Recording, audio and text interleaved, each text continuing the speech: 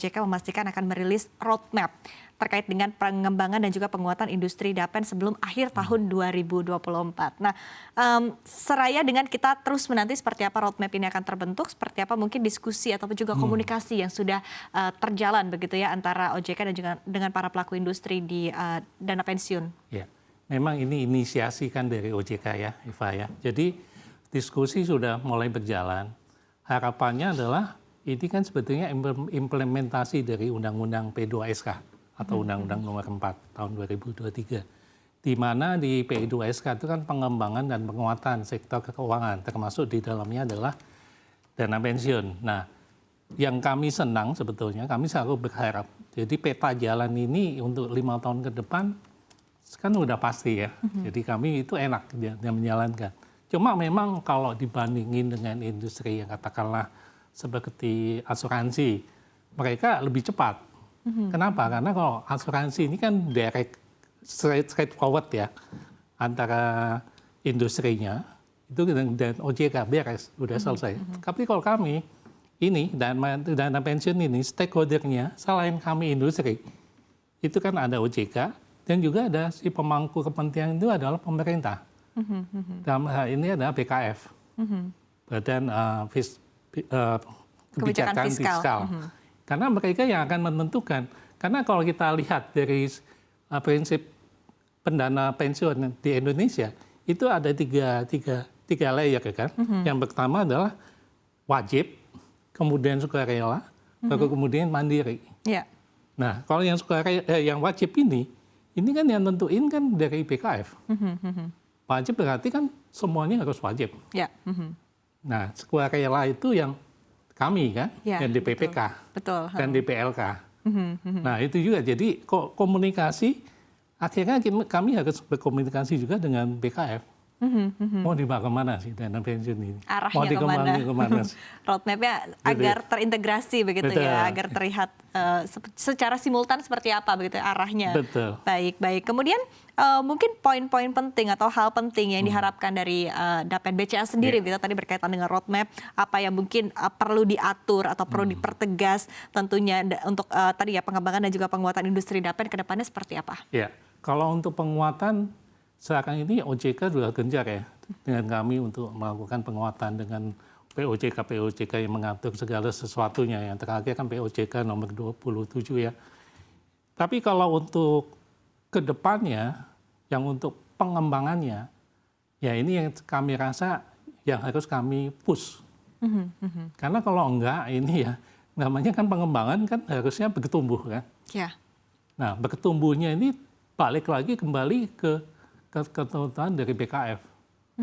Dia mau menggedekan yang basic, yang dasar, atau juga dia mengikut sertakan yang sukarela. Kalau itu terjawab, katakanlah 50-50 atau bagaimana persentasenya nanti, ya ini masih dalam pembahasan tim ya. Nah itu kan jadi kami lebih jelas arahnya kan. Itu yang kedua ya. Yang ketiga ini aturan-aturan yang sekarang ini banyak di aturan di dana pensiun, banyak di benchmark dari industri yang lain. Oke. Nah, jadi kadang-kadang bagi kami juga agak terlalu luas. Oke, spesifiknya aturan yang bagian mana Pak Budi? Contohnya ya, salah satu contoh saja itu yang mengenai ada kebijakan bahwa untuk pengelolaan dana pensiun yang terkait dengan pasar modal, si pengelolanya pengurus Dapennya harus punya sertifikat.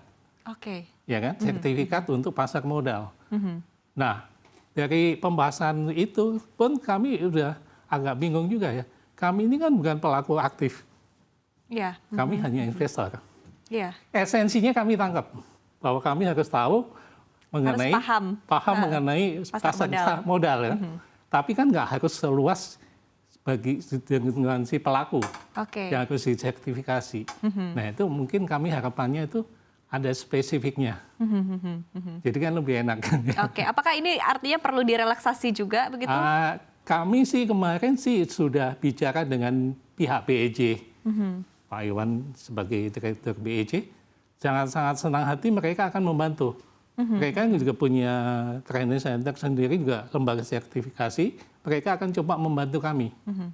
Jadi melihatnya dari sisi angle-nya kami, dana pensiun, bukan dari yang umum tadi ya, yang umum itu kalau luas sekali. Nah ini kita ada ketemuin. Saya rasa nggak perlu realisasi, tapi perlu effort lah. Ya.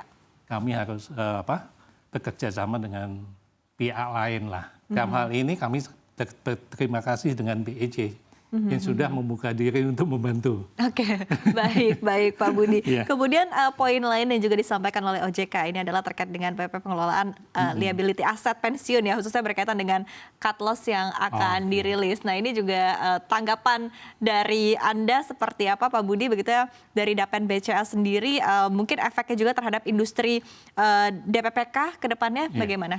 Sebetulnya cut loss sendiri sudah sangat umum di industri Dapen yang swasta ya. Jadi tidak akan ada perubahan begitu ya untuk Dapen BCA ya? Kami sudah dari 2021 punya ketentuan cut loss yang sudah dimasukkan dalam akan investasi yang disetujui pendiri. Tapi yang terkait dengan kerugian negara tadi, itu kan yang dimaksud di sini adalah yang BUMN, Dapen BUMN. Nah itu masih dalam kajian tim. Tapi sebenarnya kalau untuk kami sendiri, itu sudah ada cut loss. Yang sebetulnya kalau masalah cut loss itu apa yang dipentingkan? Sebetulnya yang dipentingkan adalah bahwa cut loss itu tidak menutupin kesalahan bagi pengurus. Jadi pada saat beli pun pengurus harus bikin analisa. Kenapa dia mesti beli saham ini? Yang kedua, itu jangan sampai dia ada konflik of interest. Makanya harus dibikin satu analisa. Dan juga kerugiannya nanti, cut loss nanti, itu jangan sampai jadi sangat besar. Sebenarnya cut loss ini kan bagus untuk menjaga resikonya kan. Betul. Nah, itu yang esensi dari cut loss itu sebetulnya sangat bagus. Yang pokok adalah pada saat kita melakukan cut loss, kami bisa membuktikan dengan analisa bahwa ini kenapa kami cut loss. Artinya dari Dapen swasta begitu ya, dari DPPK swasta sudah. Yang sudah melakukan dan juga sudah menerapkan cut loss, itu artinya memang tadi urgensinya untuk penetapan cut loss ini cukup penting begitu Pak Budi? Sangat penting. Sangat penting ya. Karena untuk menjaga resiko kan. Oke. Dan tadi artinya memang terus didorong begitu untuk tadi untuk pihak-pihak lainnya juga bisa mengikuti aturan ini ya, baik. Terutama untuk BUMN, saya rasa teman-teman dari BUMN kalau ada ketentuan yang pasti itu akan lebih senang kan. Asal tadi diikuti dengan laporan begitu dan juga alasan analisa, kenapa jangan lupa. Analisanya begitu kenapa harus dilakukan cut loss. Asal cut loss untuk mengurangi kerugian aja, tapi yang paling penting adalah analisanya. Baik.